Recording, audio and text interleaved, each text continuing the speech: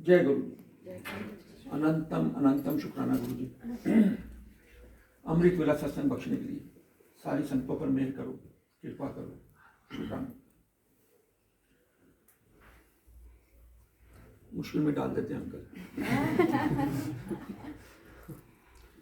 जय गुरु जी। संगत जी, करते हो तुम, नाम मेरा हो रहा है। कुछ नहीं करने वाला हूं मैं, कुछ भी नहीं, बट शुक्राना है, मेहर है इनकी, और मेरे कुछ पिछले जन्म के कर्मास हैं। जिस राह पे महाराज ने डाल दिया, बहुत आज समय महाराज के साथ बहुत लंबी जर्नी का बीत चुका है, और यही सीखा महाराज से कि चंगा इंसान बनो। मैंने तो यही सीखा, शायद मेरे कर्मास हैं और मेरे परिवार के भी कर्मास हैं। मेरी मदर के भी इसमें बहुत बड़ी ब्लेसिंग की बात है कि मैंने जो अपनी मदर को देखा बचपन से, उनको मैंने सिर्फ देना ही सीखा। बहुत क्राइसिस में वो गुजरी हमारा परिवार बचपन में, मुझे याद है वो दिन। घर में वाकई एक ऐसा समय आया, बहुत बढ़िया बिजनेस था, पर अप डाउन डाउन होते हैं हम सबके जीवन में। क्या एक बार ऐसा समय आया जो शराब अंकल पीछे बताते हैं कि चाय के पैसे नहीं, दूध के पैसे नहीं। ठीक उसी तरह के दौर से मेरे फादर, मेरे मदर गुजरे, पर शुक्राना इनका, वक्त निकल गया, वक्त बदल जाते हैं। पर मैंने अपनी मदर को देखा कि वो ऐसे बहुत मानती थी गुरु नानक जी को, हर दिन गुरुद्वारे जाना उनका बचपन से मैंने देखा। और उनका जो, इन शॉर्ट क्या, मैं आपको लगेगा कि मैं तारीफ कर रहा हूँ, बट वाकई में मैंने बचपन में उन्हीं को शायद समझा, उन्हीं को देखा, उन्हीं को फॉलो किया, और यही संस्कार है माता पिता के। आज हमको ये जरूरत है। आज ये बच्चा देख ले, कहाँ गई आंटी? आंटी आप आओ इधर जरा।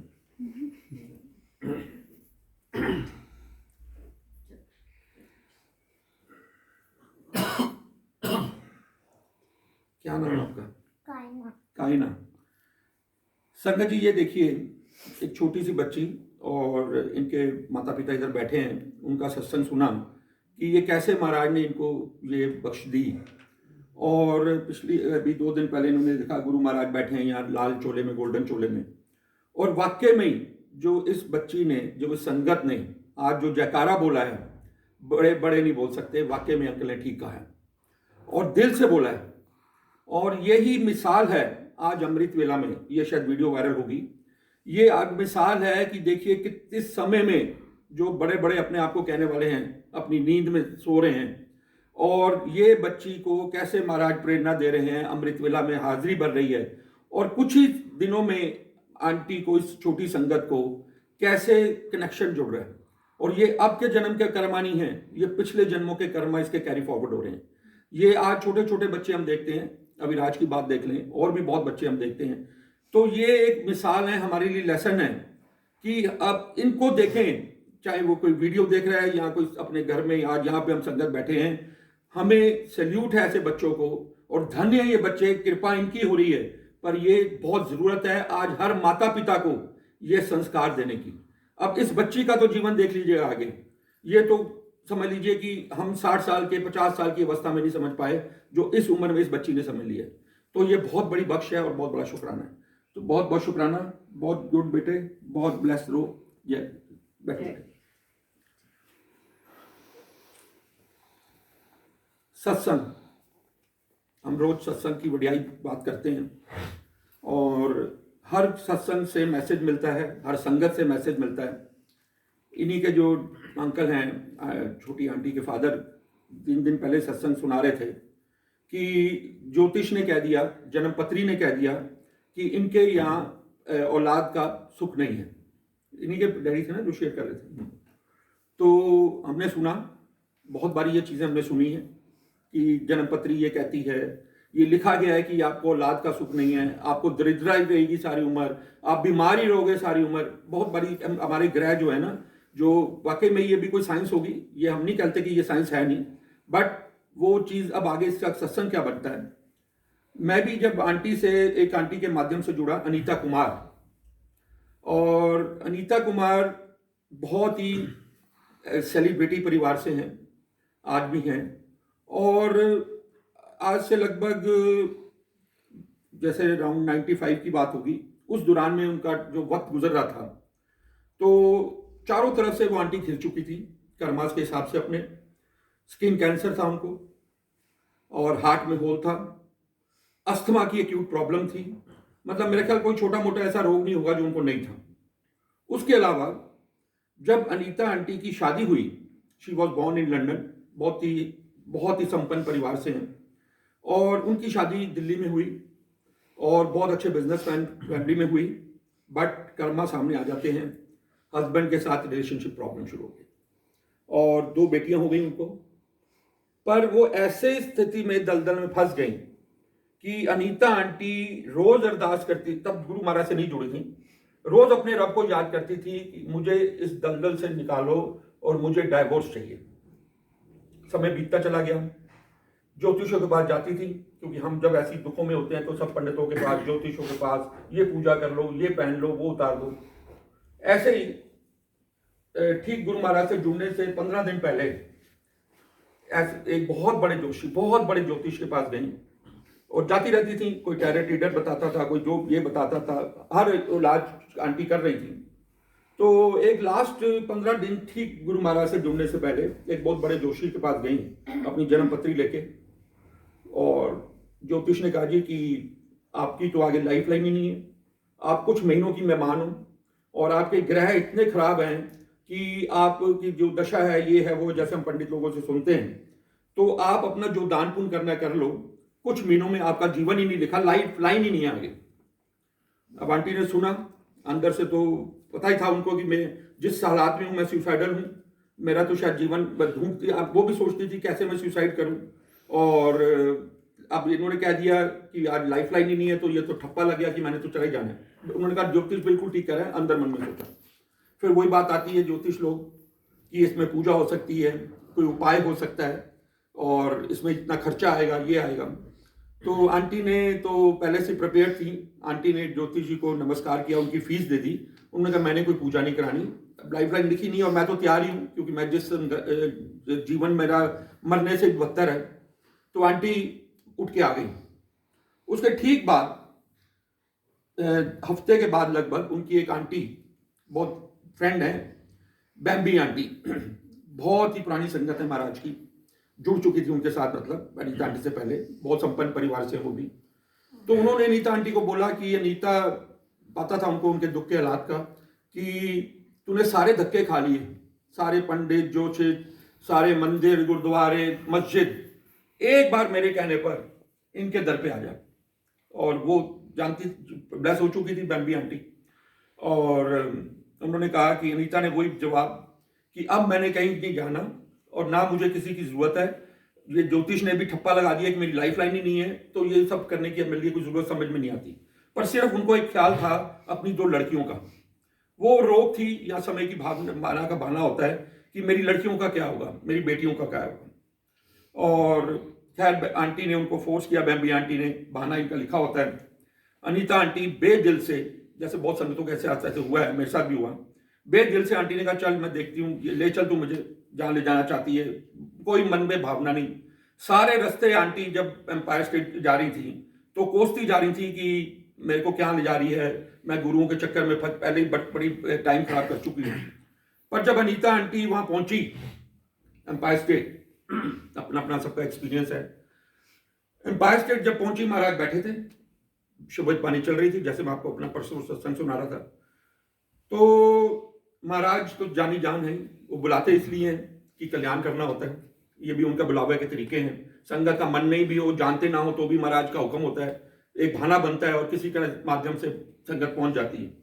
और अनीता आंटी जब पहुंची तो जब देखे महाराज को, उन्होंने, जो उनका सत्संग हम सुनते हैं क्योंकि मेरी फैमिली में ही है वो, तो माथा टेका। हर एक संगत को जब ऐसे फील होता है कि जब हम ऐसी जगह पे पहुंच गए, तो सब ने यही आज तक यही बोला है कि हमें पता ही नहीं लगा हम कहां पहुंच गए, हम कौन सी दुनिया में पहुंच गए। वो और वो बख्शिश, वो शब्द बानी का चलना। और आंटी बैठ गई और उनके आंसू को झड़ी चढ़ गई। आंटी, वनिता आंटी बताती हैं, नॉन स्टॉप उनके आंसू चलने शुरू हो गए, पता ही नहीं लगा हुआ क्या, कैसे शुरू हो गए। बस महाराज ने एक बारी नजर मारी होगी उनको, या उनकी नजर मिल गई होगी महाराज से, कनेक्शन जुड़ गया, ब्लेसिंग शुरू हो गई।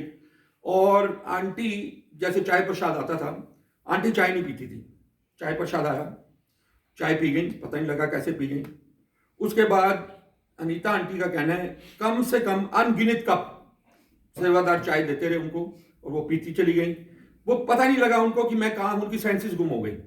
और जितनी देर 1 घंटा आधा घंटा वो बैठी वहां पर, उनका एक सेकंड के लिए आंसू नहीं रुका। महाराज शायद क्लिनिजिंग कर रहे थे, हमने ये भी बहुत बारी सुना है कि अगर रोना आता है, ये महाराज के थ्रू हमें कई बार मैसेजेस भी मिला, अगर रोना आता है तो रोकिए मत, रोइए, जितना रो सकते हैं रो लीजिए। और मैं तो इसमें थोड़ा सा एडिशन करता हूं कि आज हमारे को कोई भी अगर दुख है, आज हमारे अंदर बहुत सवाल होते हैं कि महाराज ये कर दीजिए वो कर दीजिए। आज जो मैंने, देखिए अपना अपना सबका पर्सनल एक्सपीरियंस है, बट जो मैंने एक्सपीरियंस फील किया है और मेरी जैसी बहुत संगतों ने फील किया है, कभी भी आपको कोई ऐसा दुख हो, प्रश्न हो, घर में, आपके घर में हर एक के स्वरूप होगा, छोटा बड़ा, एकांत में बैठ जाइए स्वरूप को लेकर, और जोत जलानी जला लीजिए, ना जलाए तो भी चलेगा, और स्वरूप को आप निहारिए, देखिए स्वरूप को, और जितनी अंदर की भड़ास है, जितने अंदर के प्रश्न है, डायरेक्ट बात करना शुरू कर दें। आप यकीन मानिएगा, पहला प्रयास करें 1 सेकंड 1-2 मिनट का, फिर अगले दिन 5 मिनट का। ये रूटीन में जब आप स्वरूप के आगे बैठ के निहारेंगे, रोएंगे, अपना जो भी अंदर का गुमार निकालना चाहते हैं, इनके आगे निकाल दीजिएगा, और ये देखिएगा, बाकी वही बात आती है भावना की, कनेक्शन की और इनकी कृपा की। वो दिन आ जाएगा कि ये पुकार आपकी पहुंच जाएगी और आपको अपने समस्याओं का हल मिलता हुआ नजर आएगा। इतनी ताकत है इनके स्वरूप में ही। ये तो सृष्टि के मालिक हैं, हम जानते हैं, रब का रूप है, खैर हमने तो बहुत बाद में पहचाना है। तो ये एक छोटा सा प्रयास करके देखिएगा, रो लीजिए जितना रोना है, रोइए, अच्छी बात है। तो वही अनीता आंटी वहां बैठ के रोती चली गई, और आ गया लंगर, आ गया उनके आगे, सबके आगे आते हैं, लंगर आ गया। तो लंगर में पहले तो आंटी जो देख के सब्जी और चटनी मिर्चें वाली और ये चीजें देखकर तो पहले आप थोड़ी सी चेतना में आ गई कि वो थोड़ा सा, जब उस औरा से निकली बाहर, जब लंगर आ गया तो आंटी ने पहले बताया था लंगर मिलेगा, लंगर जरूर खाना है। जब आंटी ने लंगर देखा तो हैरान हो गई कि लंगर मेरे आगे आ गया, मैं क्या करूं, मैं इसको खा नहीं सकती, क्योंकि आंटी को वो जितनी भी लंगर में चीजें थी, मीठा हलवा, चटनी, वो सब्जी, आंटी को जैसे मैंने आपको बताया कि बहुत बड़े अस्थमा की प्रॉब्लम थी और कई रोग थे जो उनको ये खाना बिल्कुल पॉसिबल ही नहीं था। पर महाराज का भाना था, आंटी को मजबूरी में खाना पड़ा, संगत बैठी थी, शर्म के मारे, या मन में नहीं भी था, भावना नहीं थी, आंटी ने लंगर खाना शुरू करा। और जैसे जैसे लंगर काट रही थी, कोस रही थी गुरु महाराज को कि इनको पता ही नहीं है कि ये मैं खा सकती हूँ कि नहीं। वैसे ही अपने आप को कहते हैं कि रब हैं, ये सब जानते हैं, इनको बताने की जरूरत नहीं है। एक तो इतना सारा मीठा दे दिया, और उस टाइम जब आंटी ने हलवा भी लिया महाराज से, तो वह महाराज, ये मैंने पहले भी जिक्र किया है, जिनको शुगर होता था, जिनको इंसुलिन होती थी, जिनको ऐसी कभी मीठे का एक लेना भी उनके लिए जहर था, उनको महाराज डबल देते थे हलवा। वो उनकी लीला वही जानते हैं। संगत आती थी, शुगर की प्रॉब्लम वाले बहुत आते थे और इंसुलिन लगते थे, और महाराज तो जानी जान थे, माथा टेकते थे, तो उनको पता होता था। अब संगत ने नहीं बताया कि मुझे शुगर है कि इंसुलिन लग रही है, और कुछ नहीं आएगा तेनू, जा 1 किलो आधा किलो जाके जलेबियां खा ले। अब संगत सुनती है महाराज की ये बात, महाराज क्या बोल रहे हैं। पहली बात है, मैंने तो बताया नहीं, इनको पता भी नहीं होगा कि मेरे को शुगर है, इंसुलिन है, और मेरे को बोल रहे हैं जा आधा किलो जलेबियां खा लें। तो ऐसे ही संगतों को कहते थे। अब जिसने तो विश्वास कर लिया, जिसने तो भाने में आ गए, वो बाकी उनकी कृपा की बात भी थी, टाइमिंग की बात थी, उसने जाके आधा किलो जलेबी खा ली, मर जाऊंगा कोई बात नहीं, गुरु के वचन है। और जिसने इस भ्रम में इफ एंड बट कि कह दिया है, इनको शायद पता नहीं है, और मैं खाऊंगा तो मैं तो अस्पताल चला जाऊंगा और मेरा तो बुरा हाल हो जाएगा, तो वो बेचारा नहीं खा पाया, कर्मी उनकी, और वो वैसे के वैसे रह गए। और जो खा गए उनकी शुगर का तो पता ही नहीं लगा। आज तक बहुत संगतें ऐसा शेयर करती हैं कि हमें उसके बाद को शुगर टेस्ट हुए तो लेवल ही खत्म हो गई। ऐसे अनीता आंटी कोसती जा रही, और गुरु बाज को देख तो नहीं रही हैं, पर अंदर से कोस रही हैं, और अंदर से कसम खा ली कि आज तो मैं आ गई हूं, अब मैं दोबारा नहीं आने वाली ऐसे दर पर, ये तो मेरे को मार ही देंगे, 1-2 बारी आ गई तो मेरा तो मरना ही हो जाएगा। और जब सब कुछ हो गया, माथा टेकने लगी, तो गुरु महाराज ने कहा तू इत्थे 1 महीने ले आना है और इत्थे आके लंगर करना है, और जानी जान अंदर सब जानते हैं। तो अब अनीता तो उस टाइम क्या बोले, माथा टेक के कह दिया ठीक है जी। और जिन आंटी के साथ गई थी आ गई बाहर, और आंटी तो प्रिपेयर थी, आज मैं सीधा अस्पताल जाऊंगी, रास्ते से जाना पड़ेगा क्योंकि मेरा घर पहुंचना भी मुश्किल लग रहा है, जो मैंने आज खा लिया, इतना मीठा, इतनी चाय, इतना सब कुछ लंगर में, मिर्चें मिर्चें। आंटी बिल्कुल मेंटली प्रिपेयर थी कि मैं घर नहीं पहुंचूंगी और मैं सीधा हॉस्पिटल जाऊंगी। वापस आना शुरू हो गई, कोसती चली आ रही हैं और यही बार बार मैं नहीं जाना दोबारा। और जब घर पहुंच गई, हैरान हो गई, मैं तो घर पहुंच गई, मेरे को तो हॉस्पिटल में होना था इस टाइम। अब जब घर पहुंच गई और पहले तो हैरानगी हुई कि मैं पहुंच गई और मुझे कुछ हुआ नहीं। आंटी बताती हैं कि जब वो उस दिन रात को सोई, वो कहती हैं मैं आज तक पूरी लाइफ में ऐसी पीसफुल नींद नहीं सोई जिस रात को वो उस दिन सोई, जबकि उन्होंने सारा ऐसी चीजें खाई, क्योंकि नेगेटिव माइंड था पहले। और जब वो सुबह उठी तो अपने आप में हैरान थी कि आज मेरे को कुछ नहीं हुआ और मेरी इतनी बढ़िया नींद आई और मेरे को बेटर फील हो रहा है। फिर आंटी ने अपना थोड़ा बहुत इमीडिएटली जब चेक करती होंगी कि क्या पोजीशन होगी शुगर की और क्या हालात हैं, और चेक किया तो शुगर लेवल बिल्कुल डाउन, कोई प्रॉब्लम नहीं। और वो दिन और आज का दिन उस आंटी को कभी शुगर प्रॉब्लम नहीं हुई। शुगर तो आप छोड़ दीजिए। फिर आंटी को लगा कि महाराज ने कहा 1 महीने, यही महाराज के नियम क्या थे कि संगत को कहा करते थे तू 1 महीना आना है, तू 15 दिन आना है, किसी के दिन बांध देते थे, तू वीरवार आना है, तू शनिवार आना है, तू बुधवार आना है। तो ये महाराज के देखिए सिर्फ इन्हीं तरीकों से, बड़े बड़े हमने सत्संग सुने हैं, इन्हीं तरीकों से किसी को डांस करा के ठीक कर दिया, बात समझ नहीं है फिर सुनाएंगे, पहले मैं सुना चुका हूं। किसी को डांस करा के ठीक कर देते थे, किसी को गाना भजन करवा के ठीक कर देते। तो कर्मास को महाराज ऐसे काटते थे कि हमें पता ही नहीं लगता था, इनकी स्माइल, इनकी इशारे, इनके आंखों की मस्ती, मतलब नजर पड़ती थी और बीमारी दूर। तो ये बढ़ियाई थी इनकी ताकत की। और इसके साथ एक छोटी सी लाइन याद आ गई, मैं भूल ना जाऊं। डॉक्टर त्रेहान, आप सबने नाम सुना है डॉक्टर त्रेहान का, वेदांता के मालिक, पूरी आप समझ लीजिए मेडिकल हिस्ट्री के पूरे जिनको पता है। डॉक्टर त्रेहान की आंटी को एक बार ऐसी बीमारी हो गई कि पूरे वर्ल्ड को डॉक्टर है, मेडिकल साइंस उनके हाथ में है, तो उनकी आंटी को ऐसी बीमारी हो गई कि उसका पूरे वर्ल्ड में कोई इलाज नहीं। बीमारी का नाम मैं भूल जाता हूँ, बड़ी कॉम्प्लिकेटेड बीमारी है। तो अब सारे पैसा लग गया, वाकफियत, शोहरत, कमी नहीं किसी चीज की, मेडिकल साइंस फेल हो गई।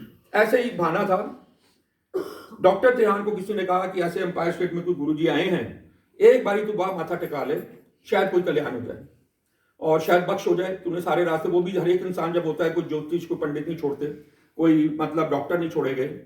और आंटी को लेकर हमने देखा महाराज के दरबार में, गुरु जैसे उनको बताया गया था, डॉक्टर त्रेहान हाथ में लोटा लेकर लाइन में खड़े हुए देखे गए और साथ में उनकी आंटी। अब ये लोटे पे फिर बात याद आ जाती है, सब संगतों को पता है कि ब्लेस करने का कितना आसान तरीका है महाराज का, कि आप कॉपर का लोटा लेके वहां दरबार में जब ब्लेस करा के अपने पेशेंट के लिए लाते हैं और उसमें आप जल पीते हैं और उसी से आधे से नहाते हैं, तो लोटा प्रसाद से ही आज तक की हिस्ट्री है। अभी भी संगतें आती हैं लोटा लेके, हम देखते हैं लाइनों में बहुत संगतें आती हैं जिनको पता है। इस लोटा प्रसाद से महाराज बड़े बड़े कैंसर, बड़ी बड़ी रिपोर्टें, बड़े बड़े वेंटिलेटर से महाराज ने इसी जल प्रसाद से आज उठा दिए, संगतों को ठीक हो गए हैं। मतलब मेडिकल, क्योंकि महाराज का ना सबसे बड़ा फोकस हमने जो समझा उनका, देखिए हम तो जैसे एक आंटी कल आई नहीं है शायद आज, की बता रही थी कि मैं जब गई तो जब मेरे का भावना बनी तो मैं तो लिस्ट लेके गई कि मेरे को ऐसा चाहिए, और वह होता था। महाराज कहा करते थे मौज में आके कि अच्छे संगता मेरे को लानी है जिस तरह मैं कोई दुकान खोली हुई है, अपनी लिस्टा बना लेंदी है, मैंने मुंडा दे दो, मैंने फलाना दे दो, टिपका दे दो, और असली चीज कोई नहीं मांगता। तो महाराज ने बहुत बारी कहा, असली चीज कोई संगत नहीं मांगती, असली चीज क्या, रब से रब को मांग लो। जब हमने इनको ही मांग लिया, वो बात सरेंडर की, जब छोड़ दी अपनी डोरी, तो फिर तो मांग ही खत्म हो जाएगी। और ये तो ऐसी, हम तो कितने शुक्राना करें, शब्द नहीं है, कितने ब्लेस्ड हैं हम लोग कि इनकी शरण में महाराज ने हमें ले लिया। शुक्राना करें।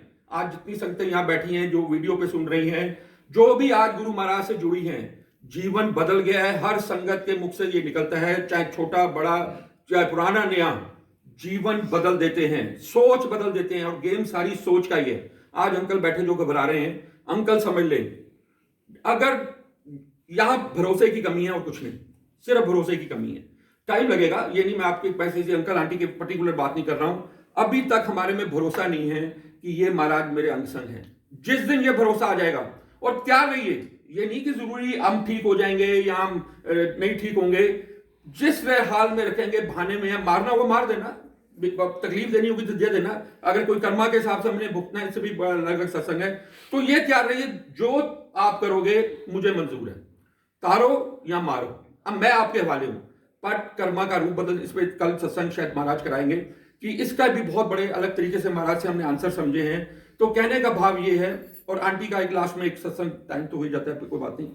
आंटी को स्किन कैंसर था और आंटी ने खैर हाजिरी अपनी शुरू कर दी, महाराज का भाना, हुक्म मानना शुरू कर दिया, हुक्म माना। तो आज जो आंटी हैं, आज आंटी को उस टाइम पे जब महाराज चोले फॉर्म में थे, एक टाइम पे जब बहुत समय बीत गया तो आंटी की एक सेवा लगाई गई। सेवा यही बख्शते हैं, सेवा हमें अपने आप नहीं मिलती। आंटी को कहा कि तू सत्संग करा करेंगी, तू जब मतलब मैं तो जब उन्होंने ये नहीं कहा मैं चला जाऊंगा, तेन सत्संग करना है। अब अनीता आंटी कहती है ये उनको पता नहीं, मैं तो खड़ी नहीं हो सकती, मैं तो उतनी बड़ी शाय नेचर की थी और शायद उनको अपने जो शरीर की अवस्था थी उस हिसाब से भी उनको ये लगता था कि मैं तो खड़ी हो ही नहीं सकती। तो पर महाराज उनको वचन दे गए थे, तू अनीता जगह जगह जाके सत्संग करेंगी। और इन शॉर्ट आपको बता दूं, आज अनीता आंटी पूरे वर्ल्ड में कई जगह पे इनवाइट की जाती हैं कि आप आके यहाँ हमारे सत्संग करिए। उनको एयर टिकट भेजी जाती हैं, होटल की एकोमोडेशन भेजी जाती हैं कि आप आके गुरु महाराज का अपना सत्संग शेयर करें। और आज आंटी का जो स्किन ग्लो करता है, मैं इससे पहले आपको बता दूं, आंटी को स्किन कैंसर था और ऐसी अवस्था थी कि आंटी के पूरे चेहरे से पस निकलती थी और मतलब बहुत मतलब लास्ट लेवल का स्किन कैंसर था। जब महाराज से जुड़ी तो वो इस मान से थी कि मुझे डाइवोर्स चाहिए। और ये भी मैं आपको बता दूं, वही बात है कि हम जो मांगेंगे वो शायद वो नहीं देंगे। उनको सबसे पहले महाराज को एक चीज का हमारा ध्यान होता था, पहले आपकी हेल्थ संवारनी है। हम लिस्टें लेके जा रहे हैं, मुंडा दे दे, कुड़ी दे दे, मकान दे दे, पर महाराज स्कैन कर लेते थे और उनको था कि पहले मैं इसके हमें तो पता ही नहीं हमारे अंदर क्या चल रहा है, हमारे अंदर कल क्या बीमारी निकल के आ जाए हमें नहीं पता। पर महाराज के पास जब जुड़ गए तो महाराज सबसे पहले आपकी हेल्थ को ठीक करते हैं। हमें बिन मांगे पता उनको लग जाता है और उनका पहली ब्लेसिंग होती है हमारी हेल्थ ठीक करना। आज हेल्थ नहीं होगी, वही बात करोड़ों रुपए की दौलत किस काम की, वो भी हमने बड़े सत्संग सुने। तो अनीता आंटी ने जाना शुरू कर दिया, भावना जुगनी शुरू हो गई, महाराज ने शरण में ले लिया, लंगर करती थी, मिर्चें खाती थी, ये समझ के जो है समझ में आ गया कि इस मिर्चों में ही ताकत है। और देखिए एक दिन मौज में बैठे थे गुरु महाराज और अवस्था बदलनी शुरू हो गई, स्किन कैंसर का चेंज आना शुरू हुआ आंटी को। जो अभी जो डाइवोर्स की जो मांग थी वो तो एक साइड पे कर दी महाराज ने, अभी तो बैठी रहे, अभी तक को डाइवोर्स नहीं मिलना। और महाराज ने उनकी बाकी चीजों को संभालना शुरू किया। और पहले मैंने आपको बताया अस्थमा ठीक, शुगर ठीक हो गई। उसके बाद महाराज ने उनका अस्थमा, वो भी एक अलग सत्संग, अस्थमा को ठीक किया। तो जब स्किन कैंसर था, आंटी जो उसे पस निकलती थी पूरे बॉडी में, उनके स्किन की ऐसी बुरी अवस्था में थी। तो एक दिन बड़े जब आंटी ठीक होनी शुरू हो गई, ठीक हो गई मतलब प्रॉपर, तो एक दिन महाराज, क्योंकि आंटी आना शुरू हो गया था, हाजिरी लग रही थी, 15-20 दिन बाद आंटी को बड़ा फर्क लग गया। तो मौज में महाराज बैठे होते थे और एक दिन अनीता आंटी को कहते हैं, हाँ भाई आंटी अनीता, उन बाथरूम की बत्ती जला लेनी है। वो देख रही है गुरु महाराज को, संगत बैठी है, क्या बोल रहे हैं गुरु महाराज, बाथरूम की बत्ती जला लेनी है।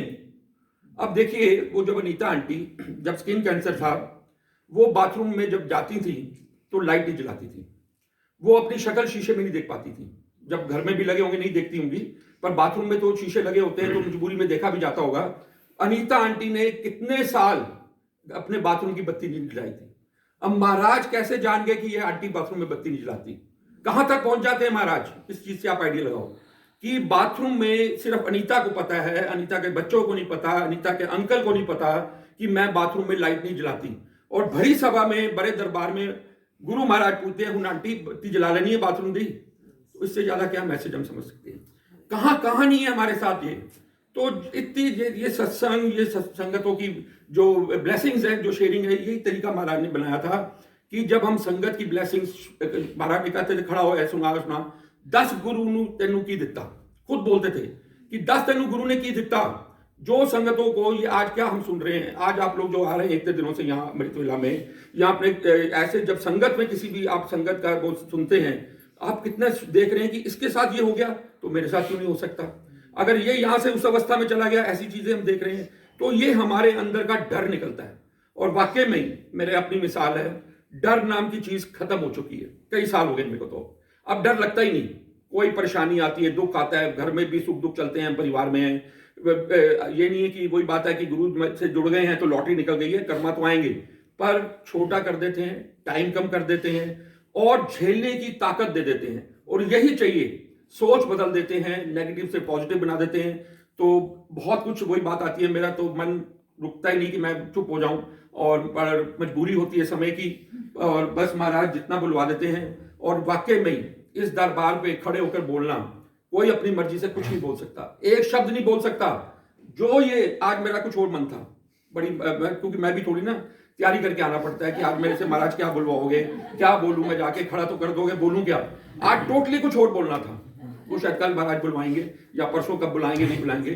तो महाराज की जो लीला है, इनके तरीके सिर्फ यही है, सर्जरी खत्म हो सकती है, यही बार बार हमें कहते हैं। सॉल्यूशन पता है, जप लो, सॉल्यूशन पता है, सेवा सिमरन कर लीजिए।